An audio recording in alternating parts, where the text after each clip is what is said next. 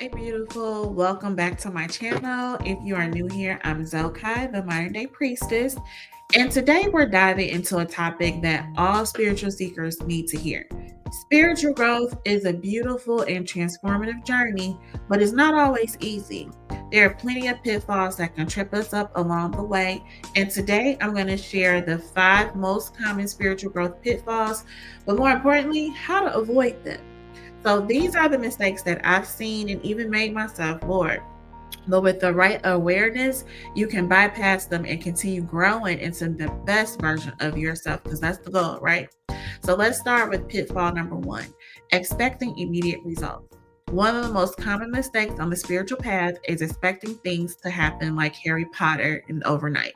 Spiritual growth isn't linear and it doesn't always move at the pace that we want. Sometimes you may do everything right.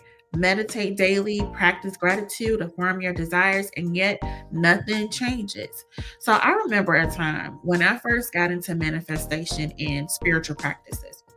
So I was doing all the right things. I was journaling, meditating, even visualizing, but I didn't see any instant results. I became frustrated, pissed, and I thought, damn, what am I doing wrong? But here's the truth.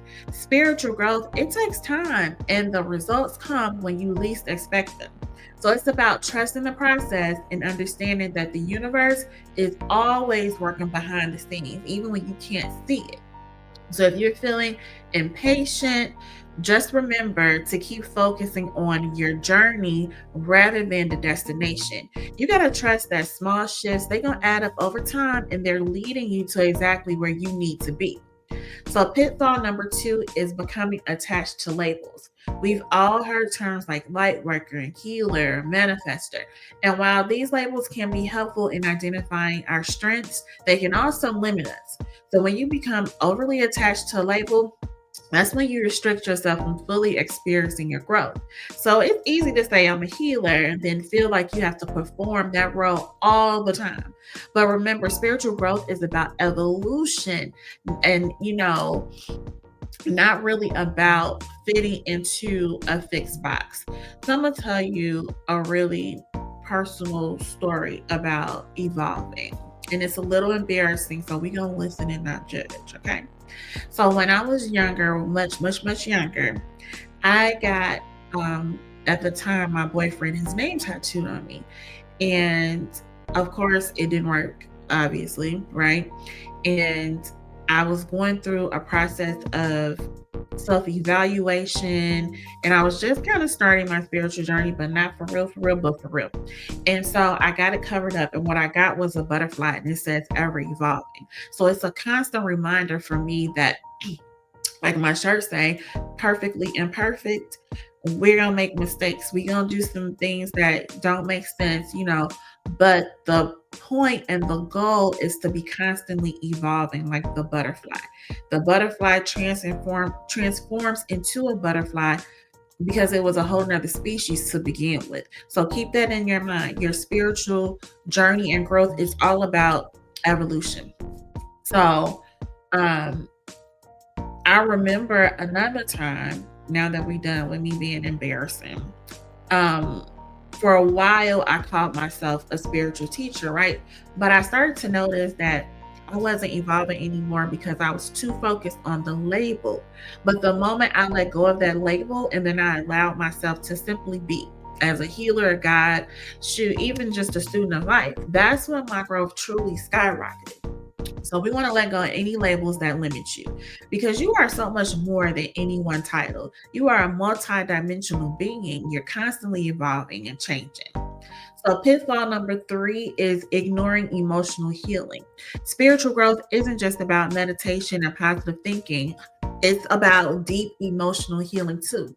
But if you bypass emotional wounds or trauma, they can show up later as blockages that prevent your growth. You can meditate all day long, but if you're not addressing the emotional baggage that you carry, guess what? Your growth will become stagnant. So I've worked with clients who were stuck in their spiritual journey because they hadn't faced that emotional trauma from their past. And one of my clients, we gonna call her Jenna. She was struggling with abundance. But after we worked together to really release that emotional blockage that was tied to her childhood, things really began to shift for her, and her energy was clear and her abundance, it flowed more naturally. It was amazing. So don't skip the emotional work. Healing is a huge part of that spiritual journey. You got to allow yourself to feel those emotions, process them, and then release what no longer serves you. Pitfall number 4 is overloading with information. In today's world, we have access to more spiritual information than ever before. But this can be overwhelming, right? It's easy to fall into that trap of learning too much without applying it. So remember, spiritual growth is about experiencing and integrating wisdom, not just collecting information. That don't make sense. So I've been guilty of diving into so many books, videos, courses, thinking that, the more I learn, the faster I'd grow. But it wasn't until I started actually practicing what I learned and then applying that to my daily life that I noticed a real shift. Sometimes less is more. You got to be discerning about the information that you consume. Just focus on a few practices that resonate with you and then commit to deeply integrating them rather than constantly seeking more. Now, pitfall number 5 is not integrating your spiritual practices into your daily life. Spirituality isn't something you do for an hour a day and then forget about it. It's really about living in alignment with your practices every moment of your life. When you only practice your spiritual tools occasionally, it becomes harder to sustain that growth that you really want to see. So I've known people who, they meditate every day, but they still struggle with stress, relationship, and finances. And the reason is they weren't bringing in their spiritual practices into their daily life. So I started integrating my practices into everything I do, from how I respond to challenges, to my makeup, to how I nurture my relationships, and how I take care of myself. And then that's when I started to see real transformation. So spirituality is not compartmentalized part of life. It's bringing that every um oh, that made me lose my thought. Bringing every action, every thought and every interaction all together and integrating them. So go ahead and drop a number 5 in the comments if you've experienced any of these pitfalls. Of course, I hope this video have given you clarity and insight to help navigate your spiritual journey without getting stuck in these.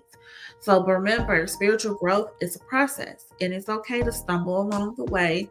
What matters is that you keep going.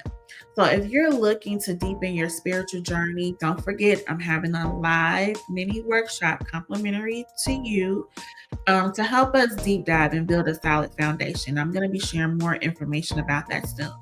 I want to thank you as always for watching. Don't forget to like, subscribe, and share with somebody who needs it, who really needs to hear it. I want you guys to stay true to yourself, stay online, and keep growing. And I'll see you in the next video. Bye.